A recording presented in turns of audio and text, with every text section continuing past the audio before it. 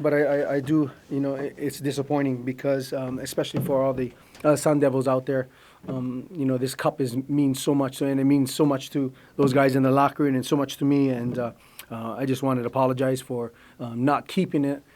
For all of the media, and you guys know who you are. You have been gracious this whole time with me, and I really, really appreciate it. So it's hard because I care for these kids more than anybody knows, and so having them the last time in that locker room and them bawling, it's hard. So, but I'm good.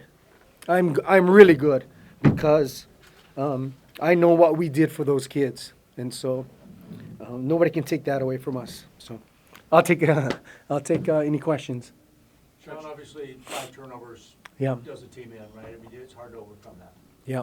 In crucial areas too, a couple of times in the red zone.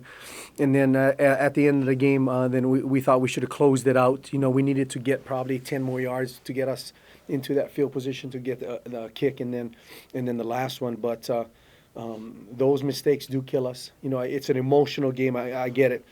People are in their each other's faces. There's personal fouls. It's just the love for the game, and that's just the game of football. But those turnovers, Coach, really hurt us. And Coach, from your standpoint, I know you said obviously in the beginning of the week playing with passion and not letting emotion get to you. Obviously in a rivalry game it's tough, but as you're talking to the team on the sidelines, I mean, obviously it's frustrating, but how tough is it to kind of get rid of those after-play personal fouls? Yeah, right before the fourth quarter, I brought everybody over and I said we can't get emotional. And I know how this is. And, people's getting in faces, taking shots. It's just, but we have to play smart because 15-yard penalties kills a series, and there's not too many series left. And so I brought them in the fourth quarter, put them all on one knee and expressed and it wasn't real good in regards to me being kind, but I expressed my thoughts to them, and then I thought they did well until the end of the last game, but emotions took over a little bit. Coach, did you see what happened on the scuffle there at the end? I think one of our kids was trying to get back to our side, and I really didn't see the whole thing. I just knew that our kids went across just because they wanted to protect one of our kids, and I just told them we're never going to back down, and we got to protect our own.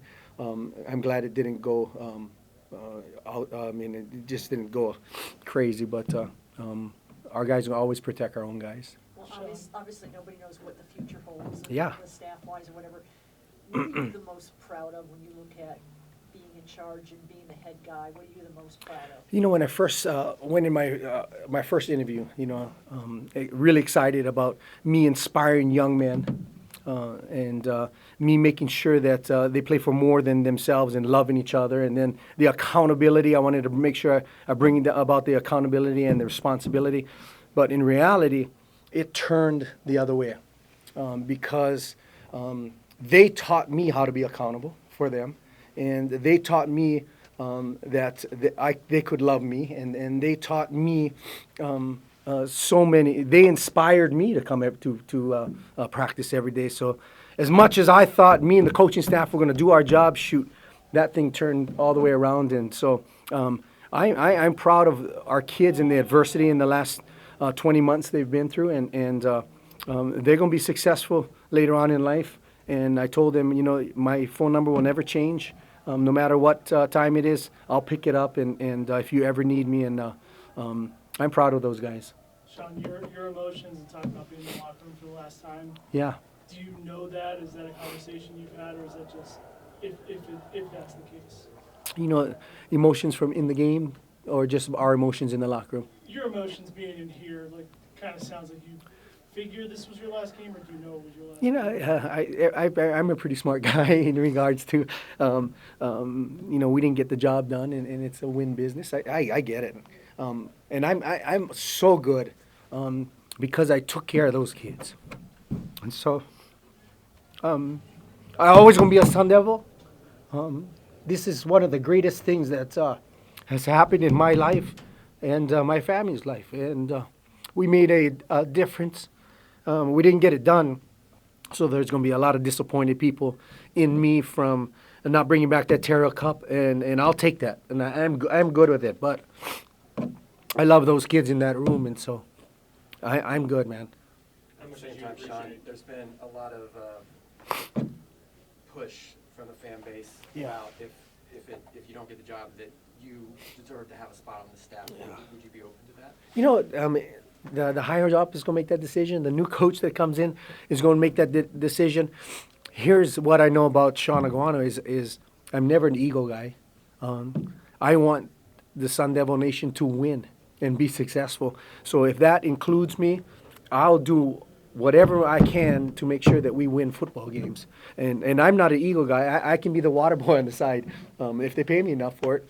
But whatever I can do in order to make Sun Devil Nation be prominent like they should be and deserve to be, I'll do whatever it is. And, you know, that might not happen. There might be opportunities other places.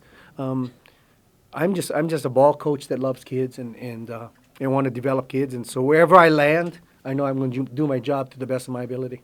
How much did you appreciate their fight and their will to try to win? It was such a close game, so Yeah. back and forth. How much did you just appreciate? You know, I did. You know, when we talked about the last couple games about finishing till the whistle blows, well, sometimes it becomes self-conscious and subconscious in regards to, you know, if I play well enough until the whistle blows, I'm good. And so we changed. I try to change that mentality this week. Is we're going to dominate from the beginning, and let's go and freaking win this football game. Not wait till the end. And of course, well, it came back to the end, and they played to the whistle blew like it always went. But it was a dogfight, and they fought hard. One more question. What was it like seeing your pass catchers make some of the plays that they did today and Trent Morgan have they did? You know, they grew up incredibly. I think Bobby Wade did a good job with those receivers and brought some excitement back when Trenton took over, and Trenton delivers the ball, and that little sucker is taking shots and still delivering the ball.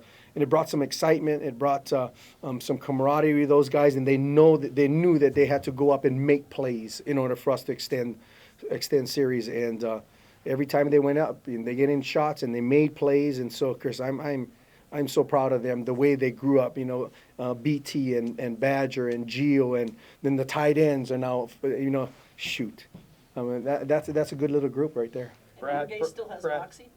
Bourget has more than moxie. We got two guys waiting too. So Brad, Shaun, final question. how much do the defensive struggles kind of factor into your play calling and just overall approach to kind of the game flow and big decisions? You know, defensive struggles, you know, when somebody goes down the field 3 times and then I got to go, shoot, I got to go back and go 12 times. I mean, it's tough, you know. I mean, 3 plays, touchdown, and I'm like, oh, gosh, we got to go back on the field, you know, and it is tough. And I don't blame anybody. I'm in charge, and so I'll take that blame. And, you know, those conversations I have with defensive coaches, we have to get stops. But it is tough as a play caller trying to play catch up all the time. But I know this is my last, guys. I appreciate everything, and you guys have been first class with me, so I appreciate it. Thank you.